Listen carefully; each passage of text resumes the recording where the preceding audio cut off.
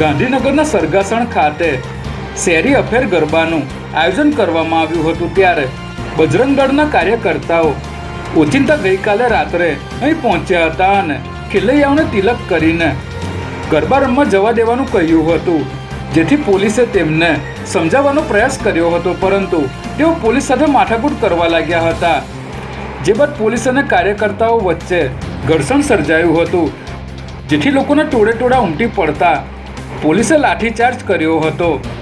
સમગ્ર ઘટનાને પગલે અન્ય પોલીસ સ્ટાફ પણ ઘટના સ્થળે પહોંચ્યો હતો અને તમામ કાર્યકર્તાઓની અટકાયત કરી હતી।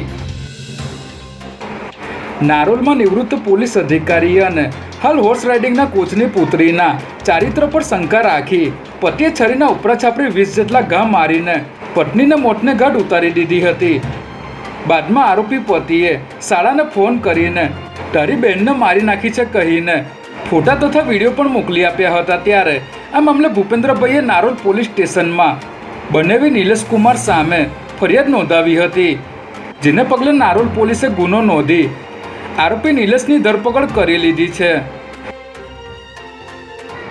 મણિનગર રેલવે ક્રોસિંગ પાસે રેલવેના જુનિયર એન્જિનિયરે ટ્રેન આવવાની 5 સેકન્ડ પહેલાં જ પાટા પર સૂઈને આપઘાત કર્યો હોવાની ઘટના સામે આવી છે, જેમાં અમદાવાદના મણિનગર રેલવે ક્રોસિંગ પાસે ગઈકાલે સવારે રેલવેના જુનિયર એન્જિનિયર અશ્વિન રાઠોડે હમસફર ટ્રેન નીચે પડતું મૂકીને આપઘાત કરી લીધો હતો।